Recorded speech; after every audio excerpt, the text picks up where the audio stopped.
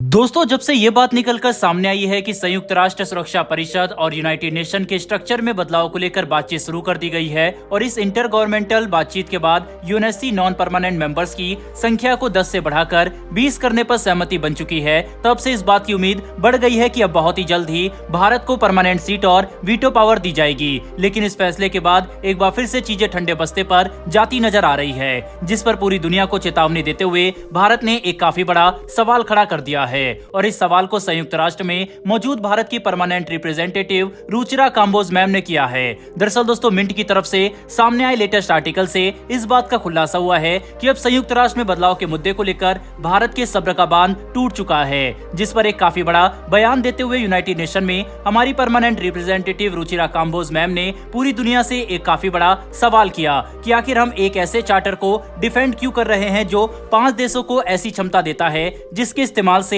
वे 188 देशों के एकमत फैसले को भी पलट सकते हैं, जो अगर लोकतांत्रिक और आजादी के मूल्य के हिसाब से देखा जाए तो इसका फाउंडेशन ही गलत है। क्योंकि आज हम जहां मल्टीलैटरलिज्म को बढ़ावा दे रहे हैं, वहीं पर संयुक्त राष्ट्र सुरक्षा परिषद में सिर्फ 5 देशों के पास मौजूद वीटो पावर लगातार इस संगठन की क्षमता और प्रभाव को काफी नेगेटिव असर डाल रही है, जिसे बार बार भारत ने पूरी दुनिया के सामने उठाया। हालांकि इस बार हमने ये बात भी खुलकर कह दी है कि हम यूनाइटेड नेशन के चार्टर और फ्रेमवर्क को लगातार फेल होता हुआ देख सकते हैं कि कैसे संयुक्त राष्ट्र में मौजूद मल्टीलैटरल सिस्टम ना तो कोविड पेंडेमिक को संभाल सका है और न ही यूक्रेन युद्ध जैसे सेंसिटिव मुद्दे को, जिसने आज यूक्रेन के लाखों लोगों की जान ले ली है। साथ ही इसकी वजह से पूरे यूरोप में अस्थिरता भी देखी जा रही है। मतलब ये बात साफ तौर पर देखी जा सकती है कि कैसे भारत यूनाइटेड नेशन और इस संगठन से जुड़े हर देश के सामने काफी तीखे सवाल कर रहा है, जिसने पूरी दुनिया को हैरान कर दिया। क्योंकि आज से पहले कभी भी भारत ने इस तरह के तीखे सवाल नहीं किए थे, बल्कि हम सिर्फ यही चाहते थे कि संयुक्त राष्ट्र के चार्टर में बदलाव किए जाएं। पर अब भारत की तरफ से सामने आने वाले बयान इस बात को साफ तौर पर दर्शा रहे हैं कि भारत अब यूनाइटेड नेशन में बदलाव न आता हुआ देखकर फ्रस्ट्रेट हो चुका है और अगर चीजें ऐसी ही चलती रही तो यूनाइटेड नेशन को इसका कोई न कोई बड़ा अंजाम जरूर भुगतना होगा। क्योंकि इस वक्त भारत के लिए संयुक्त राष्ट्र सुरक्षा परिषद की स्थायी सदस्यता काफी ज्यादा जरूरी बन चुकी है, जो एक ऐसा संगठन है जिसका इस्तेमाल करते हुए हम न कि सिर्फ अपने जियोपॉलिटिकल इंटरेस्ट को हासिल कर सकेंगे, बल्कि हम ग्लोबल साउथ के देशों का लीडर भी बन सकते हैं। साथ ही हम अपनी स्थायी सदस्यता और वीटो पावर का इस्तेमाल करते हुए अफ्रीकन देशों को भी अपने साथ ले आएंगे, जो इंटरनेशनल लेवल पर भारत की आवाज को कहीं गुना ज्यादा मजबूत कर देगा। ऊपर से वीटो पावर और परमानेंट सीट का फायदा हमें हमारी अर्थव्यवस्था में भी साफ तौर पर दिखने वाला है। इसीलिए भारत इस बदलाव को लेकर काफी एक्साइटेड है। इसी बीच जहां एक तरफ भारत पूरी दुनिया की भलाई के लिए संयुक्त राष्ट्र में बदलाव की बात कर रहा है, वहीं पर दूसरी तरफ पाकिस्तान अपने बेकार और शरारती हरकतों से बाज नहीं आ रहा। क्योंकि लेटेस्ट रिपोर्ट के मुताबिक पाकिस्तान ने संयुक्त राष्ट्र सुरक्षा परिषद की एक मीटिंग के दौरान फिर से कश्मीर मुद्दा उठाने की कोशिश की, जिस पर किसी भी देश ने ध्यान नहीं दिया।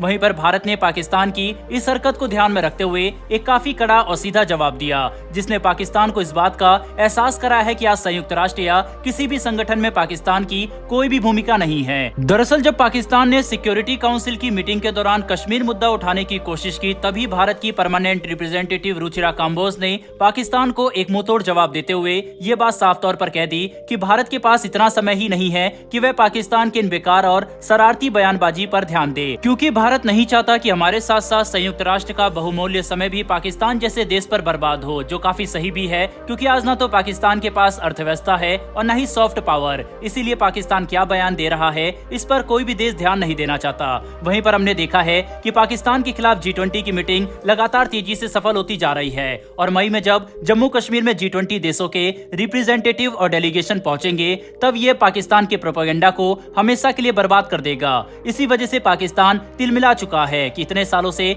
वह जो झूठ बोलते आ रहा था, अब उस पर से पर्दा उठ जाएगा। तब आखिर वो क्या करेंगे? क्योंकि जब दुनिया भर के देश खुद जम्मू कश्मीर की स्थिति अपनी आंखों से देखेंगे, तब पाकिस्तान के फेक प्रोपेगेंडा पर कोई भी भरोसा नहीं करेगा, जो भारत के लिए एक काफी बड़ी कूटनीतिक जीत होने वाली है। बहरहाल दोस्तों, इस वीडियो में इतना ही, लेकिन यूएन में भारत द्वारा दिए गए इस बयान पर आपकी क्या राय है, कमेंट बॉक्स में लिखकर जरूर बताइएगा। साथ ही हमारी आने वाली डेली ऐसी वीडियो के लिए चैनल को सब्सक्राइब कर बेल नोटिफिकेशन अवश्य दबा लें। फिर मिलेंगे ऐसी एक नई वीडियो के साथ। धन्यवाद। जय हिंद।